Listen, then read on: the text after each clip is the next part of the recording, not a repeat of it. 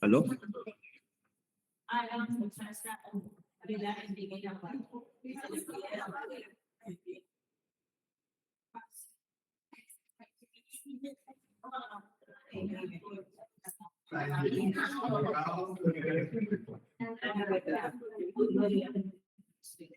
¿Aló?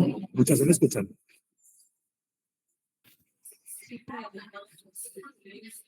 Listo, muchas muy buenas tardes.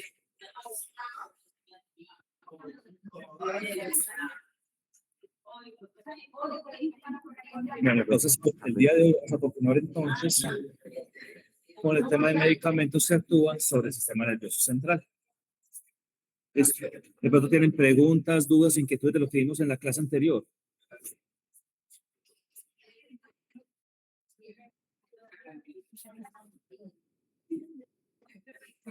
No, bueno, entonces listo. Entonces, voy a compartir diapositivas. Denme un minutico, por favor, para que comencemos.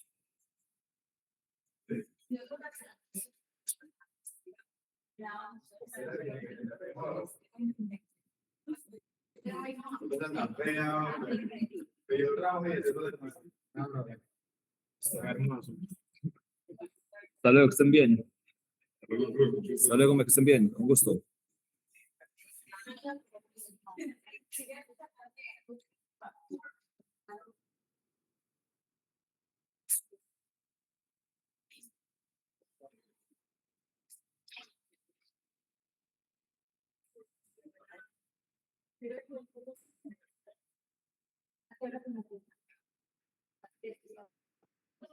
¿Estos muchachos están viendo?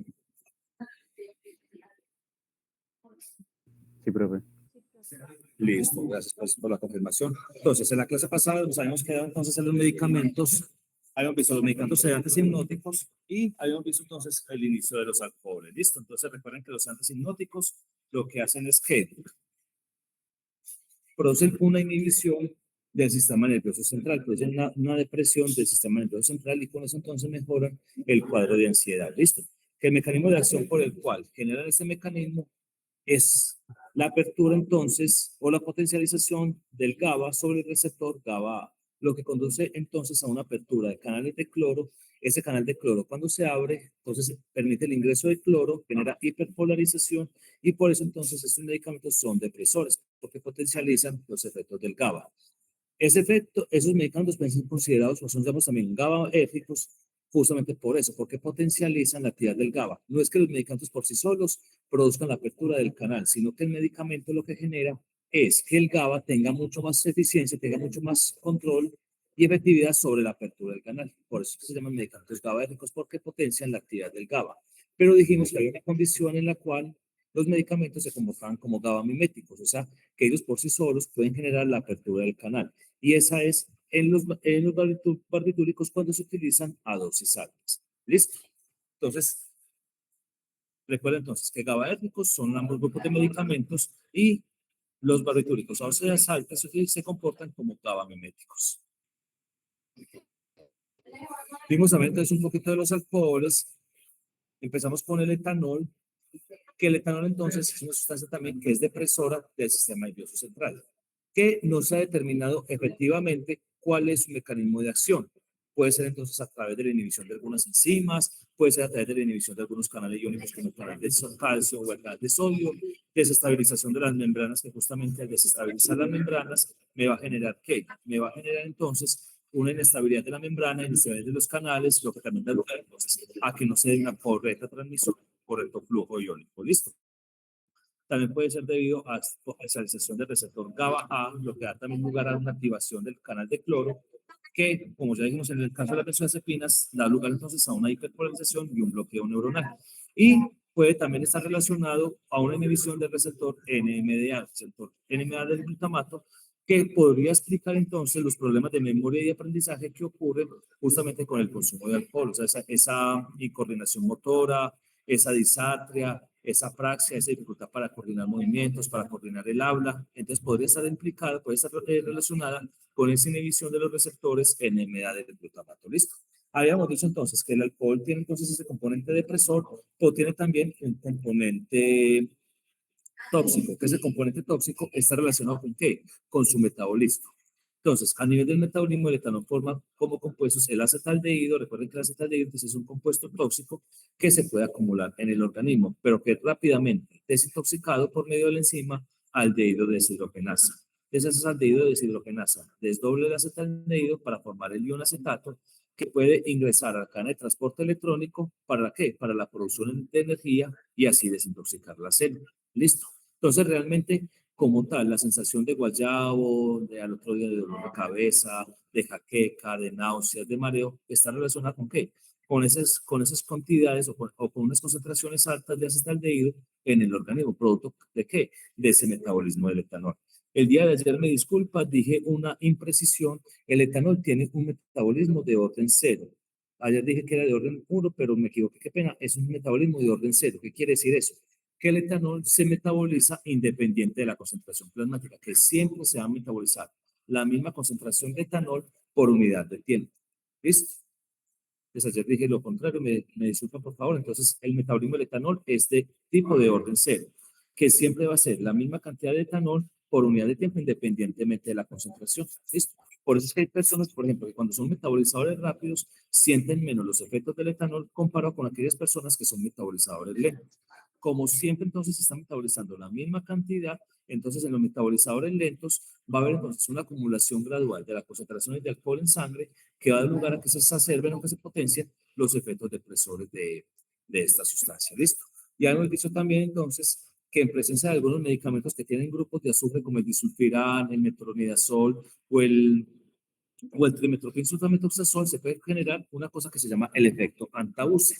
Que el efecto Antabuse es una reacción cutánea que se caracteriza pues, por la aparición de rubor, de exantemas, de náuseas, de calor corporal, de vértigo, de cefalea, que se acompaña pues justamente por esa intoxicación del etanol en presencia de estos compuestos que tienen grupos tioles o que tienen átomos de azufre. Que justamente por estas reacciones que se utiliza el disulfiram para generar la deshabituación o para quitar pues, las ganas de consumir alcohol por esa reacción de ese efecto abuso que también se llama el síndrome del hombre rojo.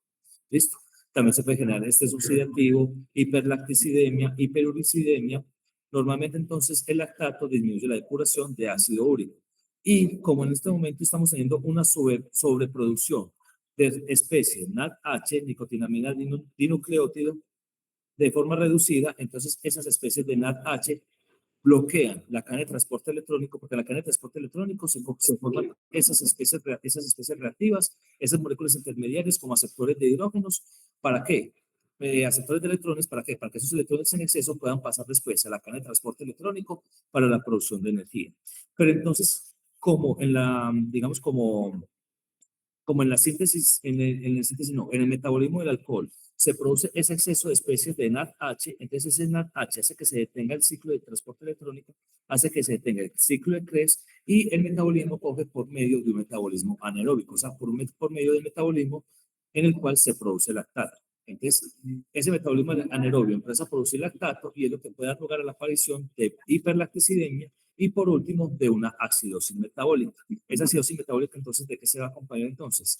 De dificultad para respirar, disminución del pH, disminución del metabolismo hepático, disminución entonces de la producción de energía a través de la ruta anaerobia. Puede haber entonces también una hipoglicemia, justamente porque entonces como se detiene la cadena de transporte electrónico, como se detiene el ciclo de Krebs, toda la glucosa se va a degradar o se va a metabolizar por la vía anaerobia, que es una vía mucho más inmediata, mucho más rápida y que, como digo, como consecuencia tiene la producción entonces de ácido, especialmente de ácido láctico. Entonces, por eso es que en el examen de laboratorio se ve incrementada las concentraciones de lactato en sangre. ¿Listo? Eso me imagino que ya lo vieron en el tema del laboratorio. Entonces, que el alcohol, entonces, pues, las muestras para etanol tienen que ser tomadas antes de 24 horas, justamente para garantizar que haya unas concentraciones fiables en la sangre, justamente por eso el metabolismo que le digo, que el etanol todo se absorbe, pero también todo el etanol se metaboliza a través entonces de esas enzimas del soma mitocondrial y del alcohol deshidrogenasa. Entonces, por eso tiene que garantizar la toma de muestra antes de 24 horas, justamente para evitar que la concentración de alcohol en sangre disminuya por ese metabolismo hepático. Además que les comentaron también que hay que utilizar tubos de fluoruro de sodio que, como conservante y que tengan también oxalato de potasio como anticoagulante. De pronto, ¿quién recuerda por qué se utiliza este tipo de tubos?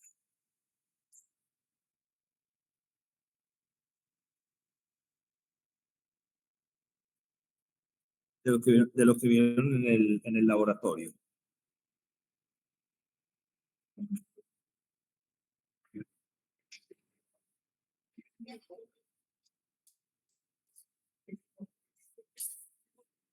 Recuerden pues que las bacterias también pueden fermentar el alcohol, también pueden metabolizar el alcohol y entonces al metabolizarlo podían disminuir su concentración plasmática y generar entonces falsos negativos de la concentración de alcohol en sangre. Entonces se tiene que utilizar tubos con conservante justamente para prevenir el crecimiento microbiano, prevenir entonces que esas bacterias nos vayan a qué? A generar entonces el metabolismo de etanol que nos baje las concentraciones plasmáticas. ¿Listo? Hay que utilizar clorecina para la asepsia, no se puede utilizar alcohol para la asepsia, como normalmente se utiliza, se hace, porque ese alcohol, digamos, que con el cual se hace la antisepsia, nos puede generar entonces falsos positivos de la concentración plasmática, un alcohol que podría absorberse o que podría pasar a través de la piel pues, a los capilares y aumentar las concentraciones plasmáticas del alcohol. Pues hay que utilizar, entonces, un antiséptico que no sea a base de alcohol, como por ejemplo en este caso, un amonio cuaternario, como es la clorecina, que tenga una, como les digo, alta capacidad bactericida para evitar justamente entonces la presencia de material de microorganismos en esas muestras de sangre. ¿Listo? Hay que tener un espacio de cabeza mínimo. ¿Por qué? Porque normalmente entonces cuando queda un espacio de cabeza muy, muy grande, ese alcohol se puede entonces volatilizar. El alcohol, ustedes saben que es una sustancia volátil. Entonces, ese alcohol, por el transporte, por la conservación de la muestra, se puede entonces volatilizar, quedar entonces en el espacio de cabeza, si es un espacio muy amplio, y en el momento de abrir el tubo para hacer el procesamiento de la muestra, ese alcohol se puede perder y, como les digo, también genera entonces falsos negativos, una concentración de alcohol mucho más baja de lo que debería estar normalmente. ¿Listo? Los frascos de orina tienen que ser sin preservantes, hay que respetar la privacidad entonces de la persona, pues del paciente. Hay que cerrar herméticamente el recipiente justamente para evitar la evaporación, ya sea por las condiciones ambientales o por el espacio de cabeza, y, transportar empacadas las muestras en un segundo recipiente entre 2 y 8 grados centígrados, justamente para eso, para reducir la energía cinética de la muestra, reducir entonces esas pérdidas por evaporación que nos pueden disminuir las concentraciones de alcohol en la sangre. ¿Listo? Habíamos hablado entonces también del metanol, que el metanol es un líquido altamente también combustible, es un altamente volátil, se utiliza principalmente en la industria, principalmente en la industria de los disolventes, en la industria de la madera, en la industria de las pinturas, también se utiliza como anticongelantes, igual que el etanol, entonces tiene una absorción completa alrededor de los 30 a 60 minutos, tiene las mismas indicaciones, pues las mismas indicaciones, no, tiene los mismos efectos que tiene el etanol en las personas, o sea, es una sustancia que es depresora del sistema nervioso central, porque también compiten las membranas, desestabiliza membranas, puede desestabilizar entonces el receptor NMA del glutamato, potencializar los efectos del GABA. Pero, ¿qué es lo que hace diferente el metanol al etanol? Entonces, las reacciones adversas, las reacciones de actividad mediadas por quiénes? Por sus metabolitos intermedios, producto de ese metabolismo del alcohol. Recuerden que en el caso del etanol, lo que se va a formar principalmente, ¿qué es? Acetaldehído y el ion acetal, que ambos compuestos, a pesar de que son tóxicos, son rápidamente degradados y ese efecto, por ejemplo, puede entrar al ciclo de los ácidos tricarboxílicos para ser una fuente de energía. ¿Listo?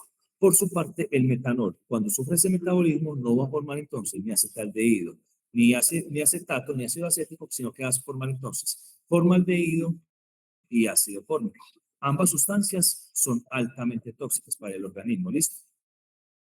El formaldehído inicialmente, por medio también de la enzima aldehído de deshidrogenasa, se va a desnaturalizar y va a formar entonces ácido fórmico.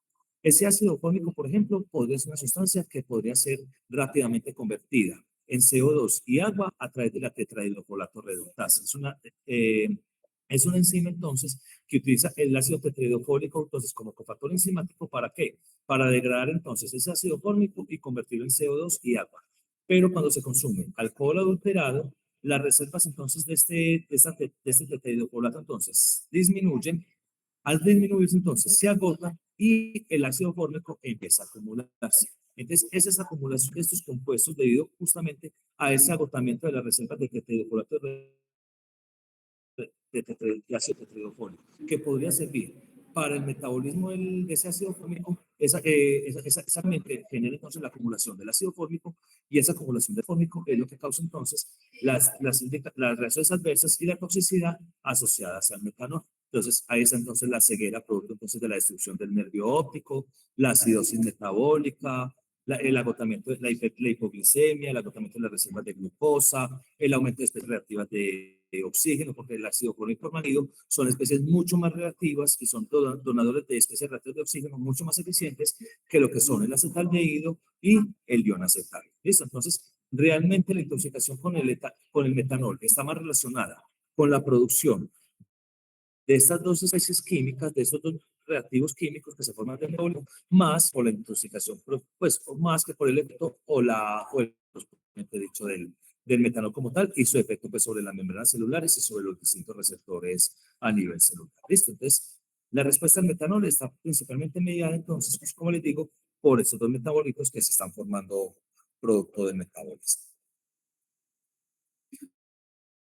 Preguntas, muchachos, dudas. Como les dije, normalmente los alcoholes, pues el único alcohol que entre comillas es potable es el etanol. Ya los demás alcoholes, ya esos son alcoholes que se utilizan más que todo en otras industrias,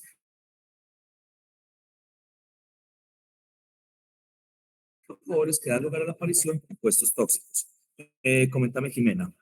Sí, yo quedé con una duda. Usted dijo que el ácido fórmico podía ser convertido a CO2 y H2O, pero no entendí entonces cómo se generaba la Sí, acumulación cuando no puede ser convertido. No. sí, ¿qué pasa? Normalmente, si el metanol está en baja cantidad, ¿cierto? Si el metanol puede estuviera en una baja cantidad, esa enzima, la 10-metiltetraidrofolato sintasa, podría convertir entonces, perdón, sí, a partir de esa enzima y a partir entonces del ácido tetraidrofolato, se podría convertir entonces ese ácido fórmico en CO2 y agua, pero cuando el metanol está en baja cantidad, ¿cierto? Se utiliza entonces el tetraidrofolato con un precursor, como un receptor entonces, ¿para qué? Para agregar ese ácido fórmico y convertirlo en CO2 y agua, pero cuando está en bajita cantidad. Cuando está en altas cantidades, como pasa por ejemplo en la intoxicación con el metanol, se agotan esas reservas de tetraidrofolato y al agotarse entonces el ácido fórmico empieza y en acumularse es donde empieza entonces a intoxicar el organismo. Vamos a las manifestaciones de la intoxicación aguda. Listo, profe, gracias. Si el etanol fuera consumido en bajita cantidad, él podría ser desintoxicado. Pero normalmente, como se adultera el etanol y como no hay una forma, digamos, fiable y visible para poder determinar cuándo es metanol y cuándo es etanol, las personas lo siguen consumiendo porque piensan que es alcohol bueno. Las personas lo siguen consumiendo y solamente empiezan a manifestar los síntomas de intoxicación cuando ya las cantidades de ácido fórmico y de formaldehído son excesivamente altas en la sangre. Entonces, en ese momento ya es muy difícil que ese sistema de desintoxicación pueda ser efectivo y no se puede generar. Entonces, esa desintoxicación, el ácido fórmico se acumula y genera las manifestaciones en el organismo de la toxicidad aguda. ¿Listo? Bueno, entonces por ese lado tenemos entonces los alcoholes. Recuerden que el único potable entonces es el etanol, pero que todos los alcoholes funcionan aproximadamente por el mismo mecanismo, que es cuál, desestabilización de membranas, potencialización del GABA o inhibición del glutamato. ¿Listo? Vamos a continuar entonces con otros medicamentos que también son depresores del sistema nervioso, aplicación médica, como son los medicamentos analgésicos o los medicamentos utilizados para el dolor. ¿Listo? Y miren que ya llevamos 3 grupos de medicamentos que son depresores. Benzodiazepinas, barbitúricos, alcoholes, y ahora vamos a continuar entonces con los medicamentos para el dolor.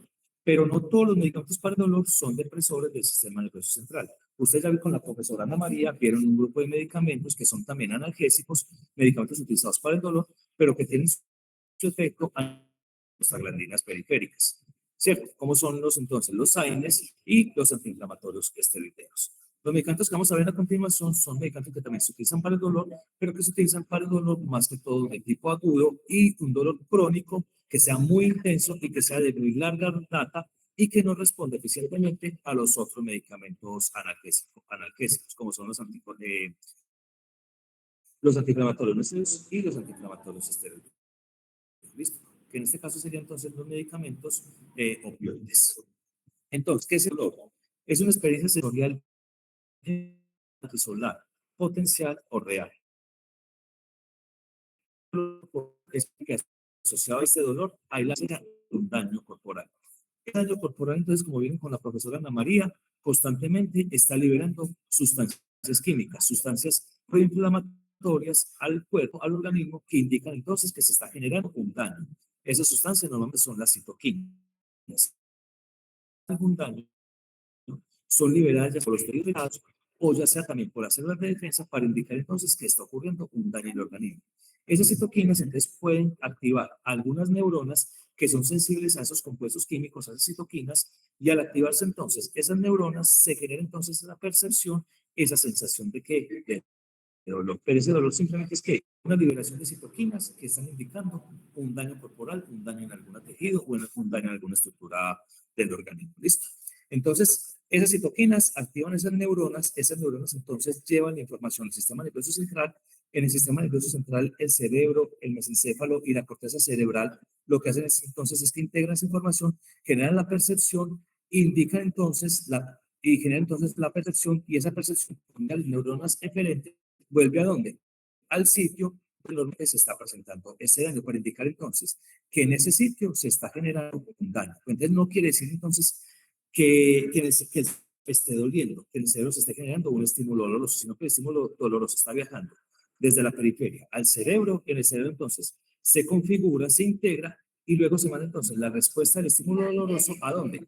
Al área circundante donde se está generando el daño para que esas neuronas eferentes entonces indiquen a través de la estimulación de esas zonas periféricas que se está generando un daño, que se está generando una lesión en ese tejido.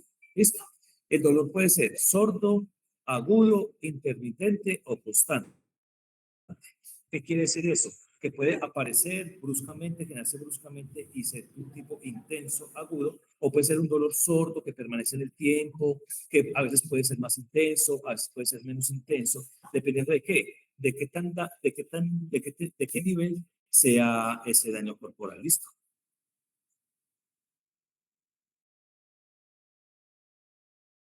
Muchas veces la sensación de estímulo leve, entonces puede haber un estímulo leve, pero la respuesta ser completamente desproporcionadas. Puede ser, por ejemplo, una quemadura leve, pero si se afectan suficientes terminaciones nerviosas, esa quemadura leve puede implicar entonces o puede generar un dolor bastante intenso. ¿Listo? Eso depende entonces de la cantidad de terminaciones nerviosas que hayan sido afectadas entonces por ese daño corporal. ¿Listo? Entonces, a diferencia entonces de los analgésicos esteroideos y inesteroideos, donde su mecanismo de acción está involucrado con qué? Con la inhibición de producción de prostaglandinas, principalmente prostaglandinas periféricas, que están relacionadas entonces con la producción de estímulos dolorosos. Recuerden que las prostaglandinas también son sustancias que me van a activar las terminaciones nerviosas sensitivas y que también van a generar dolor. Los medicamentos opioides lo que hacen es que bloquean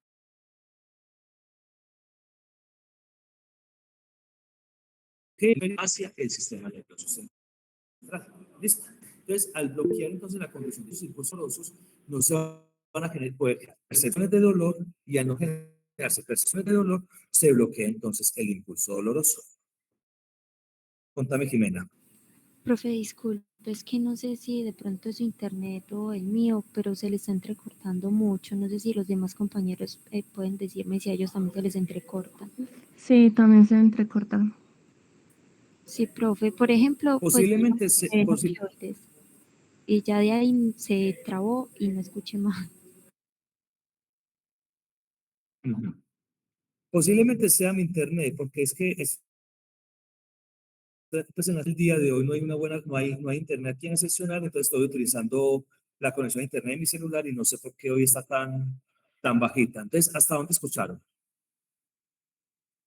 Profe, hasta que usted dijo la diferencia entre los esteroideos o no esteroideos con estos opioides. Listo, entonces, los medicamentos esteroideos y no esteroideos lo que hacen entonces es que bloquear la producción de prostaglandinas. Recuerda que las prostaglandinas son esos mediadores de la inflamación y mediadores de dolor También son sustancias algésicas, o sea, sustancias que desencadenan respuestas al dolor, que se producen en respuesta ¿a qué? A un daño tisular. Entonces, cuando hay un daño, se producen esas prostaglandinas que lo que hacen entonces es generar vasodilatación, generar entonces contracción de la vasodilatación, dilatación entonces de los vasos sanguíneos para que haya entonces más exudación, que haya más salida de sangre hacia el espacio periférico, reclutamiento entonces de las células de defensa para que lleguen células de defensa para que puedan ayudar a combatir eso que me está generando el daño o eso que me está generando la lesión. ¿Listo? Entonces, los medicamentos antiinflamatorios esteroideos y no esteroideos lo que hacen entonces es bloquear la producción de prostaglandinas. ¿Listo? A diferencia de los medicamentos opioides, que lo que hacen entonces es bloquear la transmisión del impulso doloroso.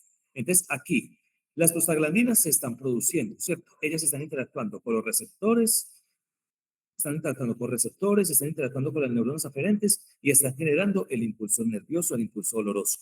Pero los medicamentos opioides entonces lo que hacen es que bloquean ese impulso doloroso, evitan que se dé ese impulso nervioso para que el impulso nervioso doloroso no llegue hasta el sistema nervioso central. Si no llega hasta el sistema nervioso central, no se puede generar la percepción de dolor y por lo tanto entonces no hay la manifestación física de dolor. ¿Listo? Así es como funcionan estos medicamentos para el dolor, los opioides, bloqueando la transmisión del impulso nervioso. ¿Desde dónde? Desde los centros de dolor o desde el punto donde se está generando la lesión hasta el sistema nervioso central.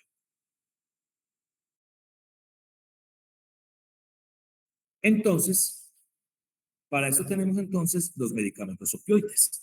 Los medicamentos opioides son medicamentos que son refractarios o que no responden a ninguno de los otros medicamentos utilizados para el dolor. Son prácticamente la última línea de defensa contra el dolor. ¿Por qué son la última línea de defensa? Porque son medicamentos muy potentes, son medicamentos que tienen un peligro pues, de generar adicción y tienen también el peligro de generar dependencia y tolerancia. ¿Listo? Inicialmente tolerancia y después dependencia. Y después, finalmente después de la dependencia, generan la adicción. Entonces, como tienen esa capacidad tan alta de generar adicción, son medicamentos que se dejan ya como última línea de defensa, como última línea de tratamiento, justamente por eso. ¿Listo? Entonces, aquí hay que hacer dos particularidades. ¿Listo? Dentro de los opioides tenemos diferentes tipos de sustancias. Tenemos entonces las endorfinas, los opiáceos, y los opiáceos pueden ser naturales o semisintéticos. Y algunos opioides también son sintéticos. ¿Listo? Como lo vamos a ver aquí. Entonces, normalmente, todas las sustancias que pueden interactuar con receptores opioides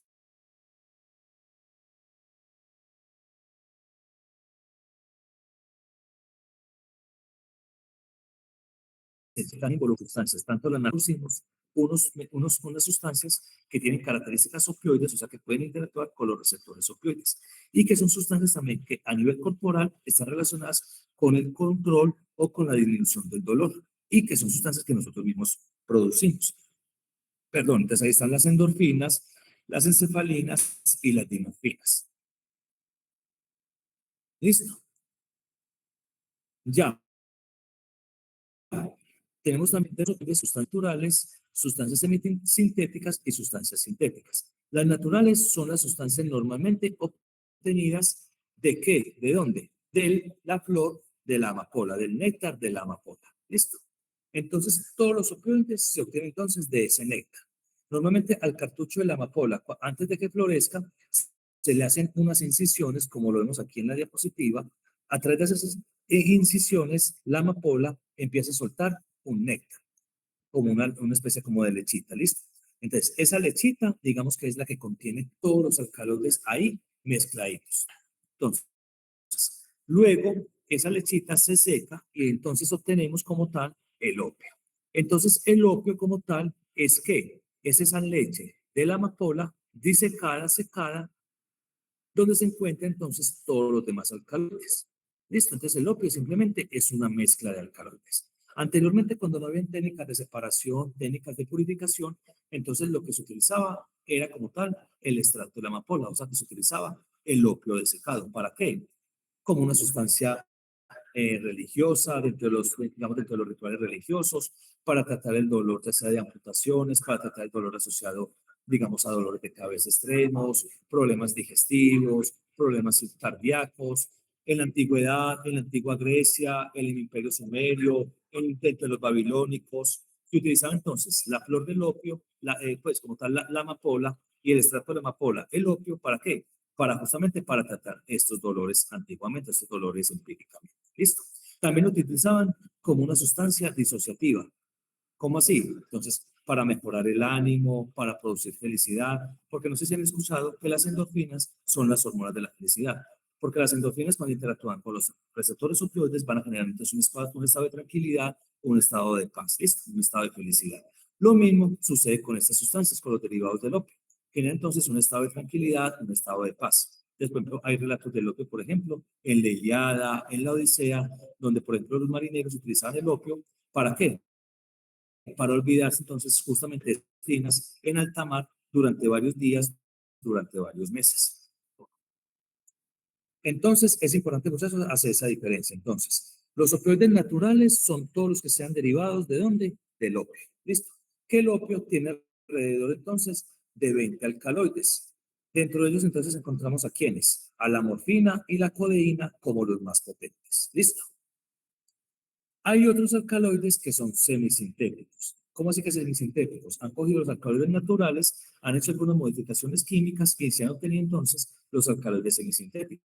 Dentro de este grupo entonces tenemos la heroína y la naloxona. ¿Listo? Recuerden muchachos que la heroína tiene un poder de adicción y tiene un poder tóxico hasta 100 veces mayores que el de la misma morfina. Entonces la heroína es mucho más tóxica que la misma morfina. ¿Listo?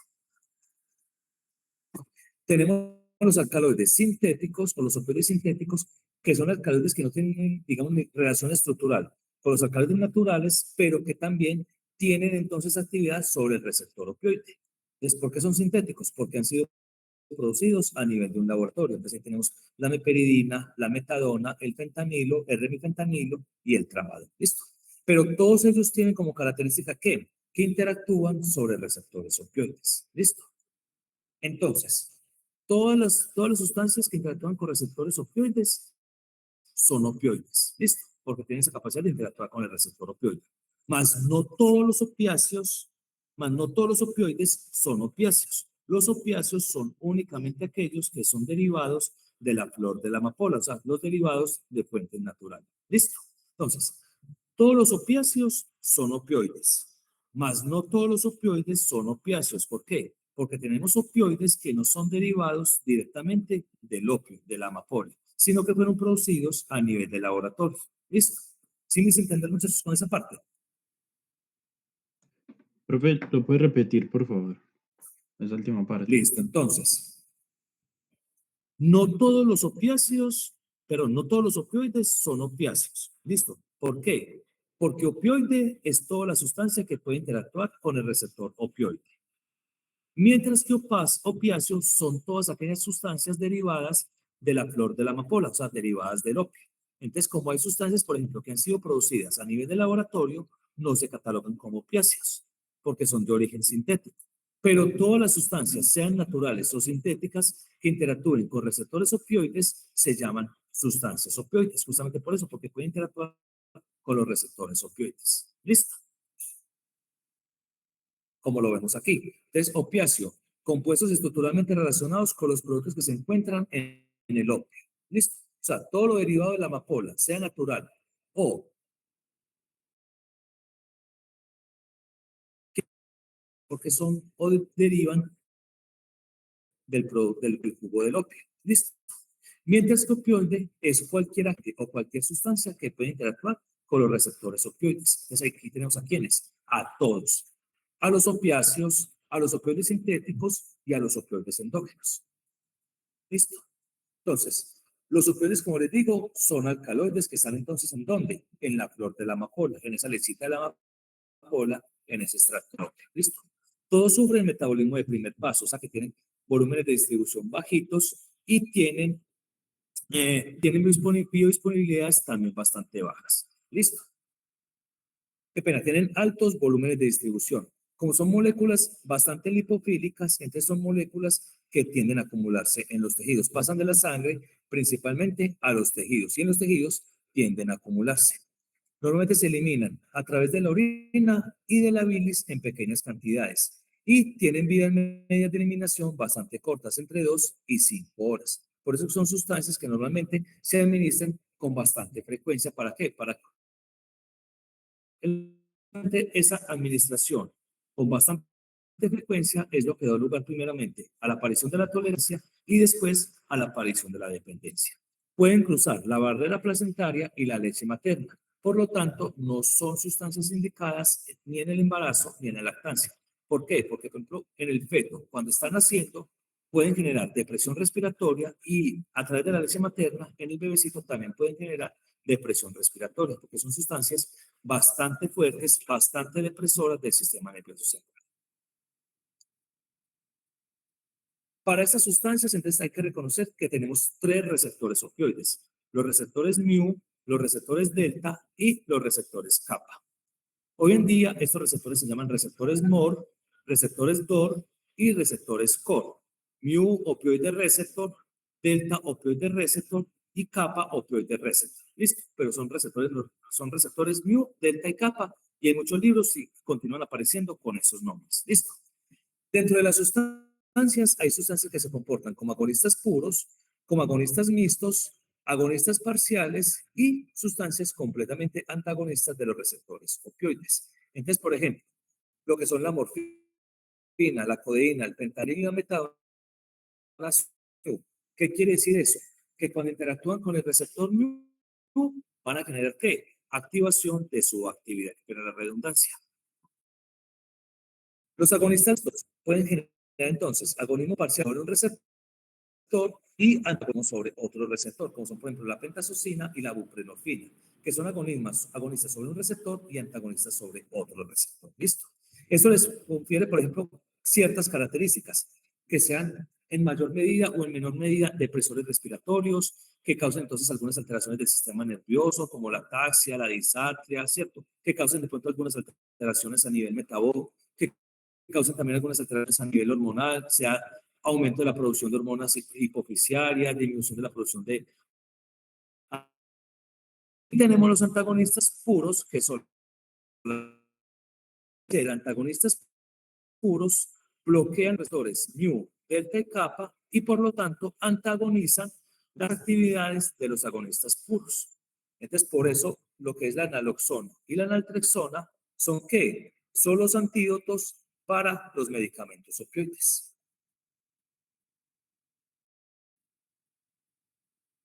Vamos, muchachos. ¿Sí me siguen? Profe, ¿me repite otra vez lo de los antagonistas, por favor? Listo, entonces, que lo que la naloxona y la naltrexona son antagonistas puros de los receptores mu, delta y kappa. Entonces, al ser antagonistas puros, bloquean el receptor e impiden entonces que los medicamentos opioides o impiden que las sustancias opioides endógenas se unan a ese receptor y se genere la actividad derivada de ese receptor. Entonces, por eso estas dos sustancias, la naloxona y la naltrexona, son utilizadas como los antídotos de los opioides. Entonces, el receptor evitan que el opioide interactúe con el receptor y se genere la respuesta. Es con esto revierten los efectos tóxicos de los medicamentos opioides. Por ejemplo, en caso de una intoxicación con fentanilo, en caso de una intoxicación con tramadol, con morfina, lo que se administra es naloxona o naltrexona para justamente evitar esa respuesta mediada por esos medicamentos opioides. Listo. Entonces, dependiendo del tipo de receptor, el receptor tiene unas funciones específicas y está ubicado en un área cerebral también determinada específica. Normalmente los receptores MOR o los receptores mu están asociados con ¿qué? Con la analgesia supraespinal, con la presentación de sedación, con incremento de la temperatura, con náuseas, vómito, contracción de la pupila, lo que se llama la miosis, constipación y depresión respiratoria, el receptor mu2 o MOR2. ¿Listo? El nivel de cruces indica entonces qué tan potente es la sustancia para esa indicación o para esa consecuencia. Entonces, normalmente los receptores que actúan sobre, perdón, los medicamentos que actúan sobre el receptor MOR van a ser medicamentos que van a causar bastante tolerancia, bastante dependencia y que pueden causar una depresión respiratoria bastante importante. Es por eso muchas veces, en presencia de sobredosis de estos medicamentos, lo que se va a presentar es que un paro cardiorrespiratorio principalmente. ¿Asociado a qué? A esta depresión respiratoria, producto entonces de la inhibición entonces de la actividad del bulbo olfatorio no, del centro respiratorio del cerebro, producto de la inhibición de estos medicamentos opioides. Listo. Los que actúan sobre el ortocapo presentan entonces analgesia espinal, sedación, depresión respiratoria, pero en mayor o menor medida y tienen menor nivel de tolerancia y dependencia. Listo. Entonces está el butorfanol y la espirodolina.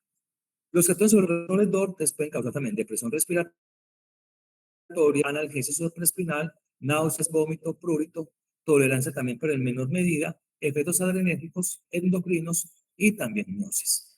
Listo. Entonces, dependiendo del tipo de receptor sobre el cual actúa el medicamento y si es un agonista parcial o es un agonista total, entonces se pueden presentar estas reacciones, estos efectos mediados por esos receptores y la intensidad va del tipo de sustancia. Listo. A nivel endocrino, puede haber entonces reducción entonces de la hormona folículo estimulante, de la hormona luteinizante, de la hormona estimulante de la hormona anocorticotrópica,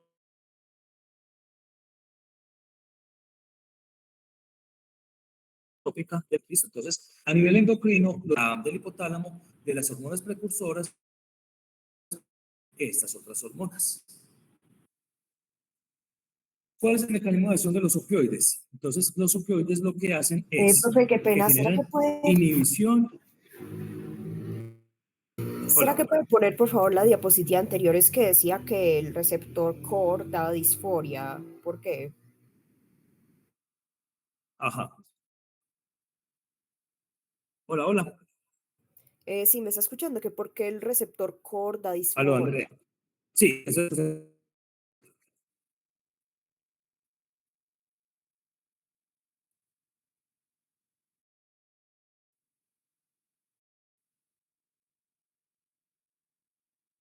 Listo, el receptor core, digamos que está asociado entonces con, digamos, con un control, digamos, de los movimientos, con un control de las emociones, ¿cierto?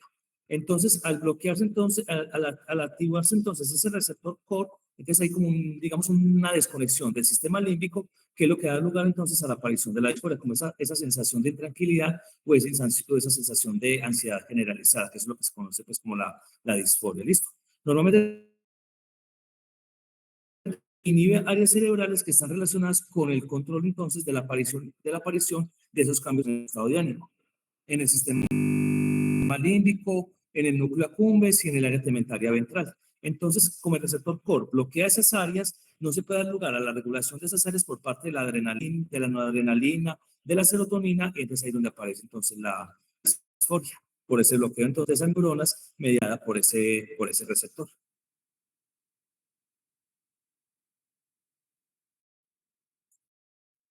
Entonces, los mecanismos opioides lo que hacen entonces es inhibición del sistema nervioso. Y esa inhibición, dependiendo del tipo de receptor, lo hacen dos mecanismos. Normalmente los receptores mu están asociados a la activación de canales de potasio. ¿Listo? Entonces recuerden que cuando se da activación de canales de potasio, ¿el potasio qué va a hacer? El potasio va a salir de la neurona y al salir de la neurona va a generar hiperpolarización. Y al generar entonces esa hiperpolarización va a bloquear ¿qué? Va a bloquear la generación de impulsos nerviosos. Entonces al bloquearse el impulso nervioso, justamente en las astas ascendentes dolorosas se bloquea la transmisión del impulso nervioso, bloquea la transmisión del impulso doloroso y el cerebro deja de percibir o deja de sentir, perdón, de sensar o de recibir esas percepciones dolorosas. Por lo tanto, entonces, disminuye el dolor. Por el otro lado, la activación de los canales kappa y delta lo que va a generar entonces es que un bloqueo de canales de calcio. Al darse entonces ese bloqueo de canales de calcio, se da una inhibición de la liberación de neurotransmisores y recuerda entonces que si no hay liberación de neurotransmisores, no hay transmisión del impulso nervioso y por lo tanto tampoco hay transmisión del impulso doloroso. ¿Listo? Entonces, esos son los principales mecanismos de los medicamentos opioides. Los que actúan entonces sobre receptores mu, lo que van a hacer entonces es activación de canales de potasio. Y normalmente los opioides puros, los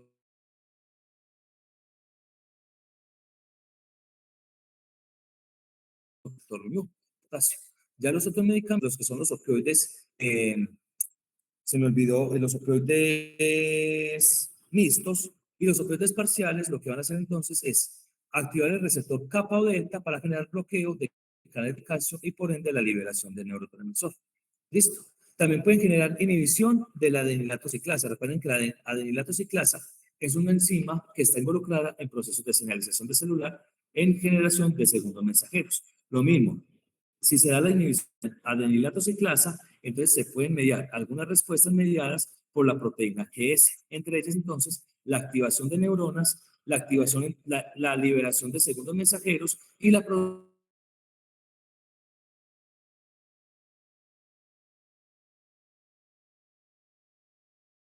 disminuimos un poquito el daño. Y entonces, estos medicamentos como indicaciones es que son analgésicos y depresores centrales. Su principal indicación es a la analgesia, ¿cierto? Eso es para lo que están indicados, para producir analgesia, o sea, para calmar el dolor en el paciente. Pero justamente por ese efecto tan marcado a nivel del sistema nervioso central, pueden ser entonces, o también pueden producir depresión en el sistema nervioso central, justamente por ese bloqueo de esas respuestas sinápticas. ¿Listo? No interfieren con funciones superiores o con los reflejos, porque ellos están únicamente en qué? En el bloqueo de las asas ascendentes dolorosas. O sea, las asas ascendentes son las que van desde la periferia, desde los órganos sensitivos, ¿hacia dónde? Hacia el sistema nervioso central. No tienen nada que ver con las asas descendentes, que son las que llevan los impulsos, ¿desde dónde? Desde el sistema nervioso central a los órganos efectores. Entonces, por eso no interfieren con los reflejos ni con funciones superiores. O sea, que ellos no interfieren con la conciencia, con el aprendizaje, con, pues, con áreas grandes del sistema límbico, ni con los mecanismos, por ejemplo, del control de las actividades, con el campo, con la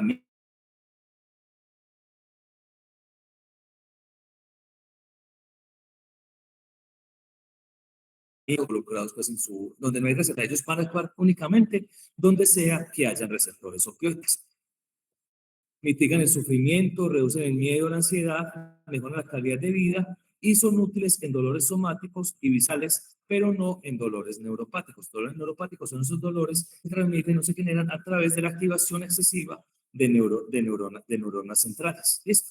Que son útiles principalmente en dolores somáticos y viscerales, que esos dolores están asociados entonces a neuronas aferentes que sí suben desde la periferia al sistema nervioso central. ¿Listo? El dolor neuropático normalmente es un dolor que baja desde el sistema nervioso central al sistema nervioso periférico. Por eso, en estos dolores no son tan útiles este tipo de medicamentos. ¿Listo? Entonces, como ya vimos, son útiles en el dolor y hay entonces del nivel de activación o del nivel, perdón, mejor dicho, de bloqueo. Pues de activación de los receptores mu, delta y kappa y de bloqueo de otras vías aferentes o de otras vías en el sistema nervioso central, se explica entonces en parte las reacciones adversas. Entonces, como que reacciones adversas pueden aparecer justamente a nivel de la activación, por la activación de esos receptores kappa a nivel del sistema, más que todo el sistema límbico y de la corteza cerebral, puede aparecer depresión respiratoria por ese bloqueo entonces del centro respiratorio en el cerebro, puede aparecer hipotensión bradicardia, principalmente con la metadona, ¿cierto? Porque también pueden bloquear un poquito la actividad a nivel sobre el nervio vago, sino que las acciones mediadas por estos receptores de colina sobre el vago y con eso entonces generarse ¿qué? Hipotensión y bradicardia, ¿listo?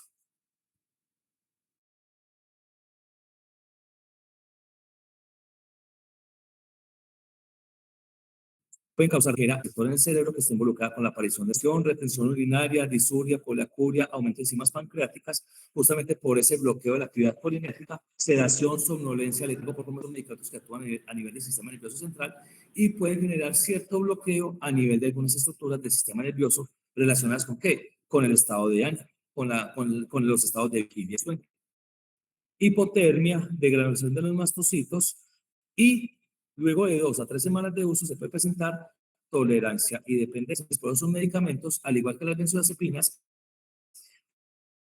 prolongados.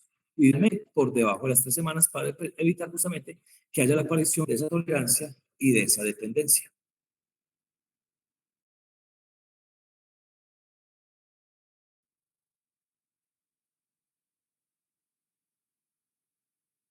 Entonces, como vimos, los opioides pueden causar tolerancia debido entonces a ese uso continuado y ya entonces cuando la persona, digamos, ya está, digamos, dependiente del medicamento, aparecen entonces los síntomas, perdón,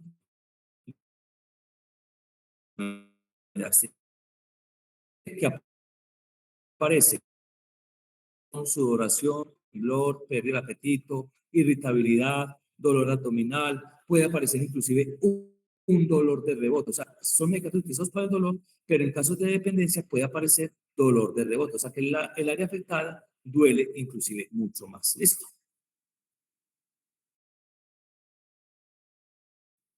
Preguntas, muchachos, dudas hasta aquí.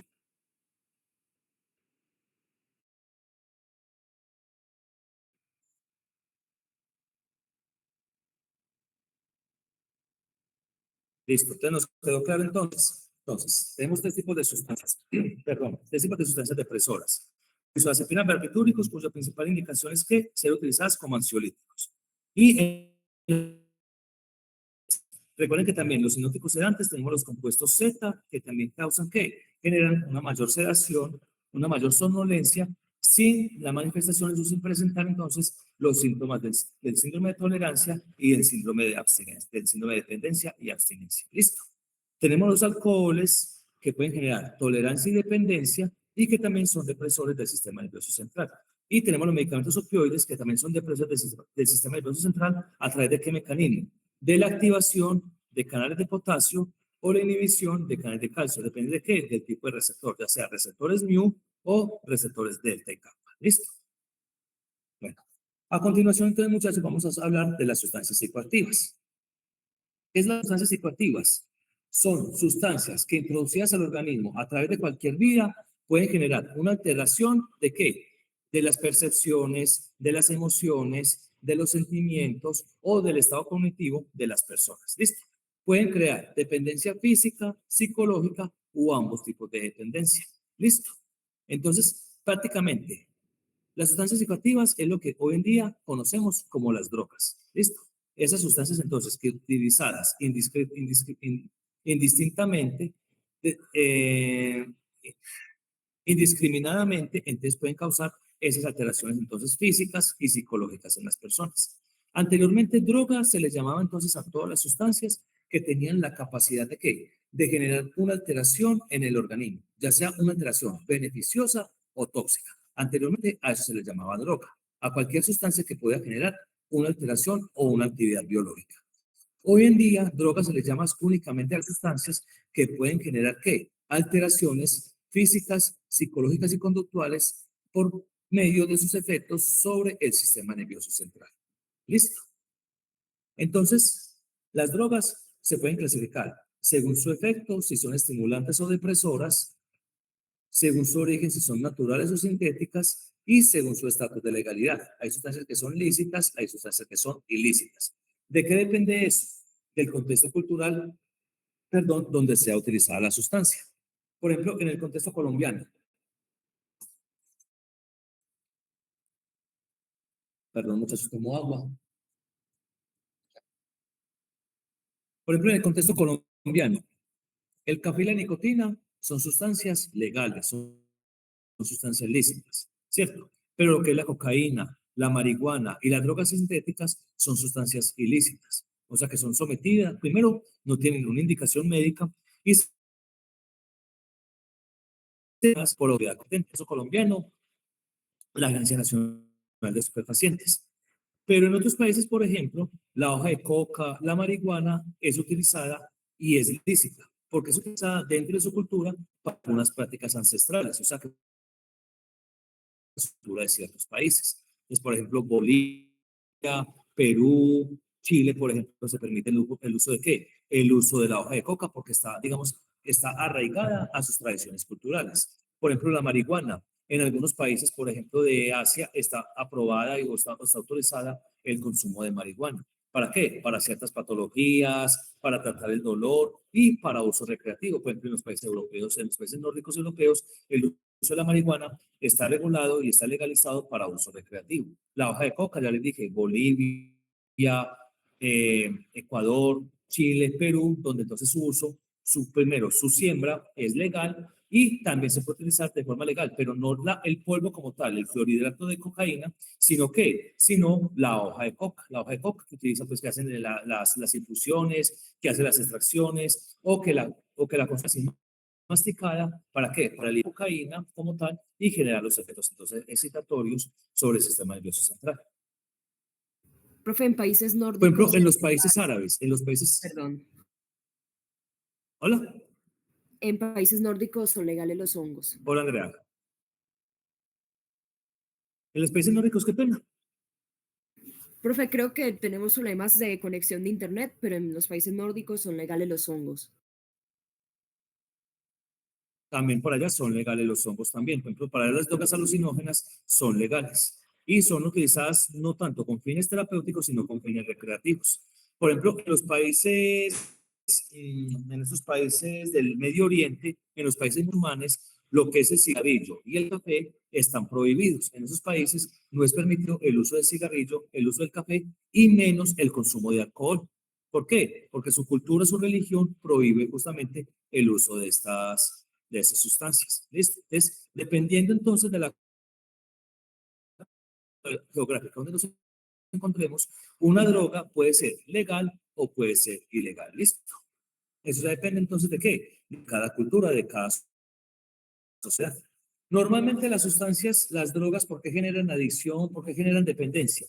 Porque normalmente lo que hacen las drogas es aumentar la liberación de dopamina en el núcleo accumbens. El núcleo accumbens es una estructura que está relacionada con qué? Con los mecanismos de recompensa, con los mecanismos de satisfacción, con los mecanismos de felicidad.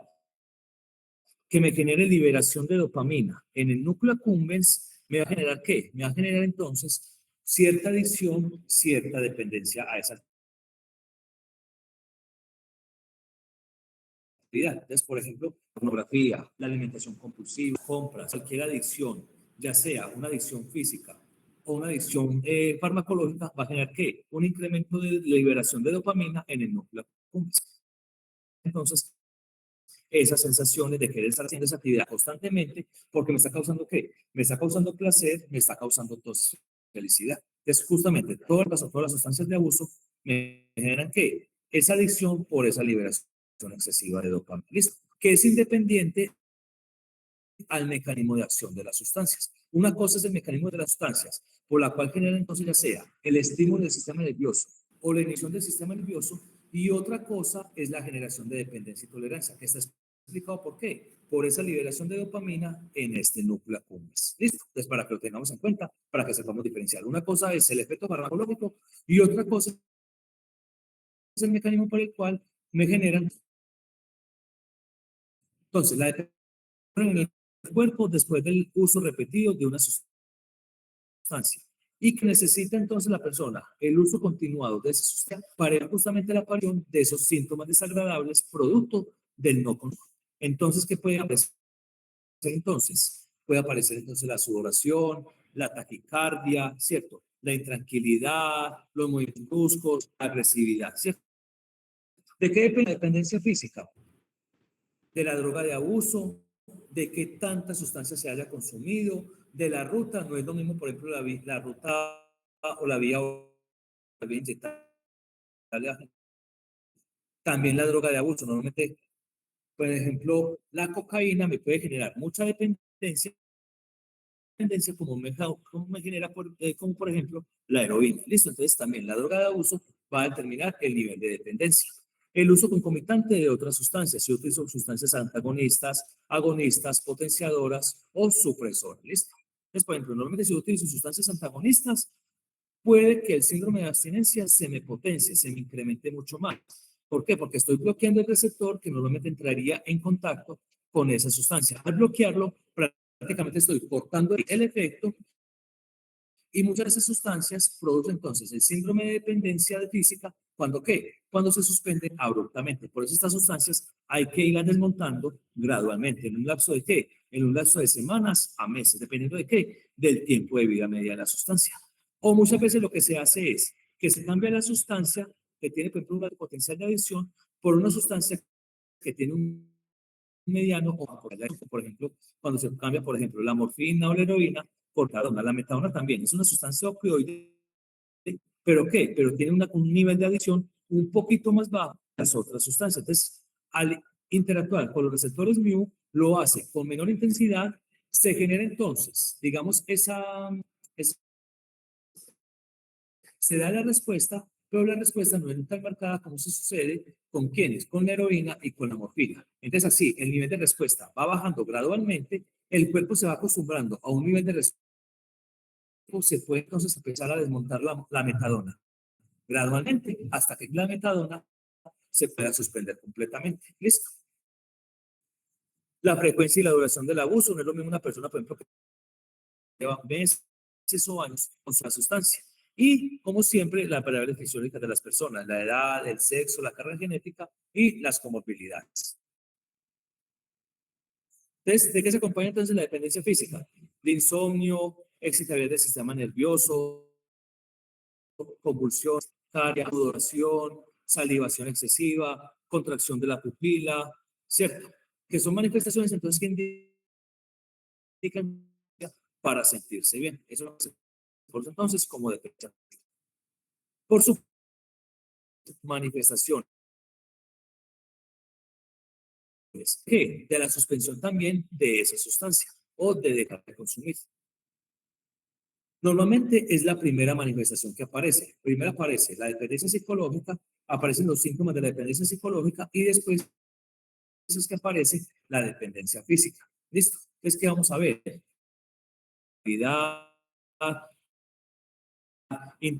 Intranquilidad, temor, nerviosismo y, por ejemplo, delirios y alucinaciones, justamente producto de esa suspensión brusca de esas sustancias. Entonces, por eso es que ninguna sustancia que sea considerada como psicoactiva debe ser suspendida abruptamente, sino suspensión tiene que darse gradual en el tiempo. Y si se va a dar entonces el cambio de una sustancia por otra, lo que se tiene que hacer es que empezar a suspender la primera sustancia gradualmente, ir introduciendo la segunda sustancia también gradualmente, para que así se dé entonces el intercambio completo. ¿Sin qué? Sin el riesgo de presentar reacciones adversas.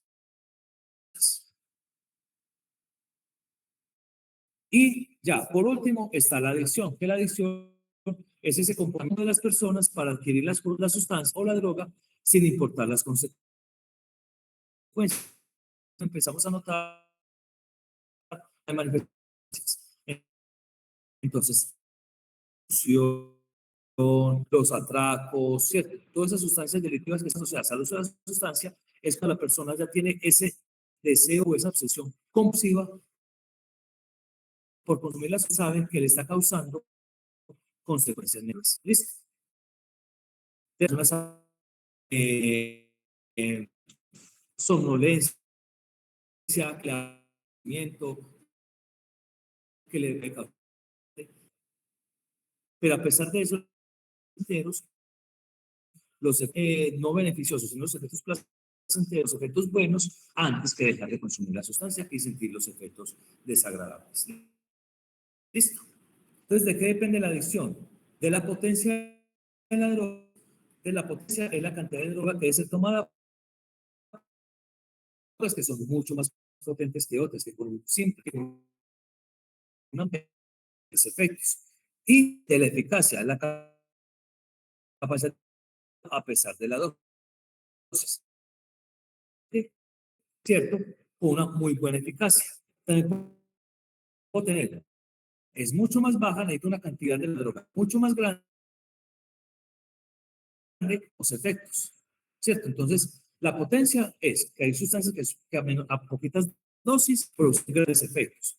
La eficacia es que hay sustancias que necesitamos muchas dosis para producir en pequeñas dosis. Esto es una sustancia muy potente, normalmente es una sustancia muy eficaz, que es capaz de activar poquitos receptores y generar grandes respuestas. Eso es lo que estamos hablando entonces cuando hablamos de eficacia. ¿Listo?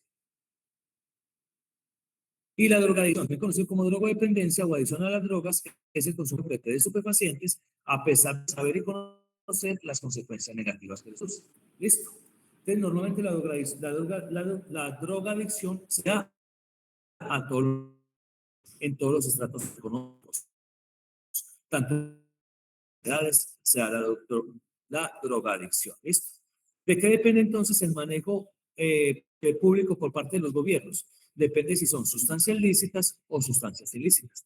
Aunque todas las drogas tendrían que ser catalogadas como sustancias que generan enfermedades de interés en salud pública y la drogadicción ser catalogada como una enfermedad de salud pública. ¿Listo? Normalmente las drogas ilícitas o las sustancias ilícitas, lo que incrementa, lo que aumenta su costa, son penalizadas, generan penas, penas privativas de la libertad, generan estigma y rechazo social. ¿Listo? De nuevo, uno a una persona drogadicta como una persona, como una persona que está desperdiciando su vida. ¿Listo? Entonces, que la persona quiera consumir la sustancia, sino porque su cuerpo lo lleva o lo impulsa a consumir la sustancia. ¿Para qué? Para poder sentir. ¿Listo? Entonces, dentro de estas sustancias tenemos entonces, en primer lugar, los alcaloides. Entonces, los alcaloides son normalmente sustancias ácidas, perdón, sustancias básicas, qué pena. Son normalmente sustancias básicas que se caracterizan por la presencia de este anillo tropánico en su estructura que está intercalado con un átomo de nitrógeno. Eso les genera entonces esa característica básica y una característica también lipofílica. Entonces, normalmente estas sustancias son de características lipofílicas, o sea que van a llegar al sistema nervioso y se pueden acumular en esos sistemas. Normalmente lo que hacen por ejemplo, los expendedores o los traficantes es que funcionales para que ¿qué? Para que la molécula se vuelva mucho más polar y al volverse polar pueda ser diluida en agua o diluida en algún líquido y ser inyectada a través de la sangre. ¿Listo? Normalmente todos tienen alta unión a proteínas plasmáticas. Principalmente en el torrente sanguíneo, justamente por lo que les digo, por esas modificaciones químicas que les hacen para que sean mucho más hidrosolubles. ¿Listo? La cocaína como tal tiene un inicio rápido de acción. Normalmente la cocaína en 10 minutos ya está ejerciendo sus efectos. Pero el efecto es muy corto. Miren, que dura alrededor de 20 a 30 minutos. Por eso es que las personas que consumen frecuentemente cocaína, por ejemplo, uno las nota, uno las ve que constantemente están haciendo esnifadas, o sea, que están consumiendo la sustancia a través de la nariz de forma aspirada, ¿listo? Porque pierde el efecto rápidamente. ¿Cuáles son la N-desmetilación, la hidrólisis enzimática o la hidrólisis a través de esterasis hepáticas? Normalmente se van a formar compuestos que son inactivos, ¿cierto? Pueden tener vidas medias un poquito más prolongadas, pero normalmente estos compuestos son inactivos y son eliminados principalmente a través de la orina en un plazo de 72 horas. ¿Listo? Entonces, normalmente es donde se hace la determinación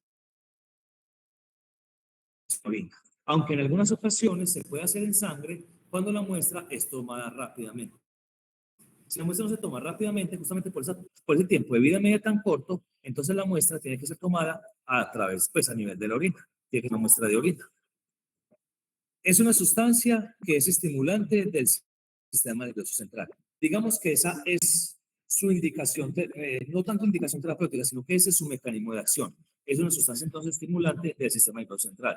Anteriormente, alrededor de 1850, 1880, se utilizaba como agente anestésico, porque en altas dosis puede producir entonces anestesia, puede desconectar completamente el sistema nervioso y producir anestesia.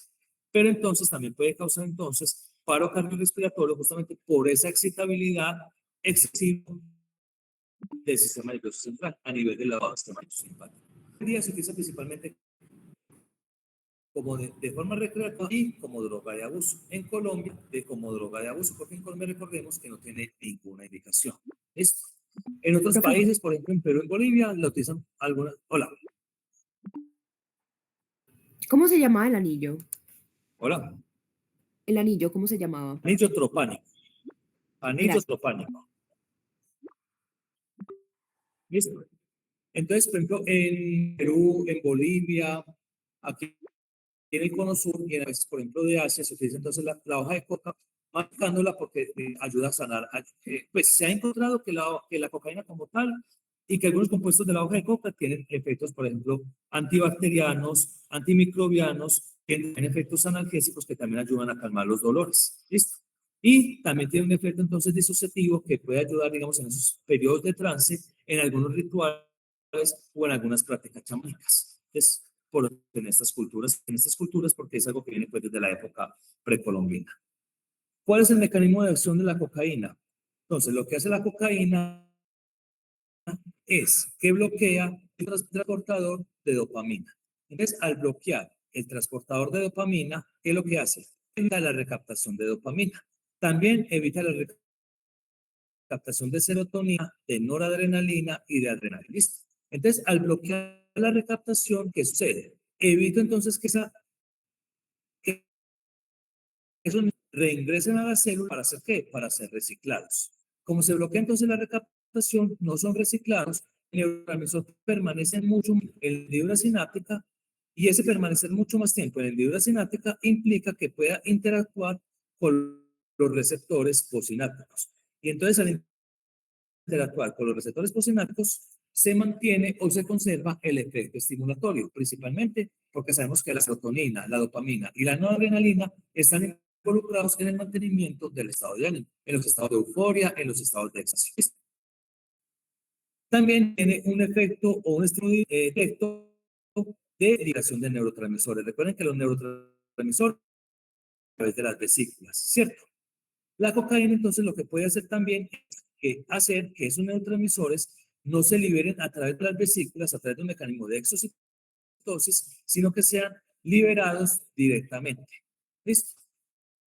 Entonces el neurotransmisor sale de la vesícula y sale directamente al espacio sináptico, sin necesidad de que medie el mecanismo de exocitosis. Entonces tiene esos dos mecanismos. Bloqueo del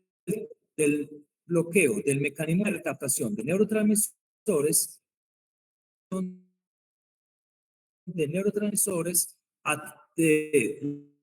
mediado por medio de la exocitosis, o sea que no requieren del calcio ni de las proteínas del sinaptosoma para poderse dar la liberación, sino que el neurotransmisor es liberado directamente al espacio sináptico.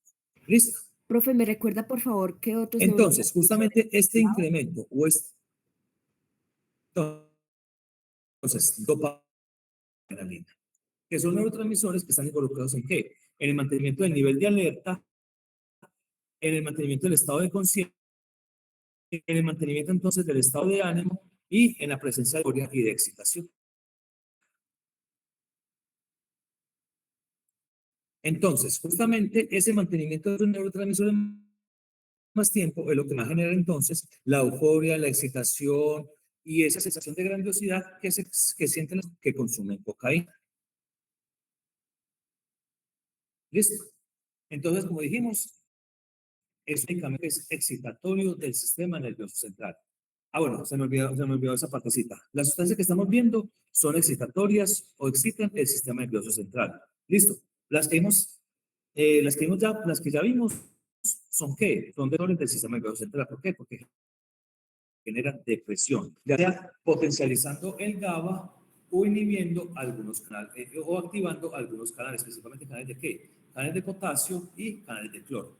Estas sustancias son en cambio excitadoras o excitatorias del sistema nervioso central, porque favorecen la liberación de neurotransmisores o evitan la recaptación de neurotransmisores. Entonces de ahí que esa excitación se acompaña de qué? De trastornos psicóticos, de agresividad, de manía persecutoria, de felicidad aumentada y de agitación psicomotriz, perdón, justamente por esa activación excesiva de esos receptores postsinápticos.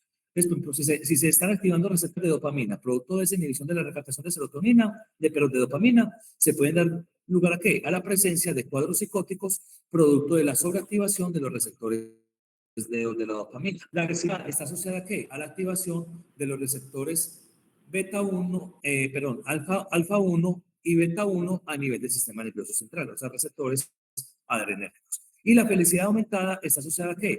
A la activación de los receptores 5-HT1 de la serotonina. ¿Listo? También pueden aparecer efectos sistémicos, taquicardia, diaforesis, midriasis e hipertermia, justamente por esa hiperactividad del sistema nervioso. Porque todos estos efectos son mediados por ¿quiénes? Noradrenalina, noradrenalina, por ejemplo, la tricardia, por ejemplo, entonces está mediada por la acetilcolina, la migraña está mediada por la adrenalina, la noradrenalina, y la hipertermia está mediada por ¿quién? Por la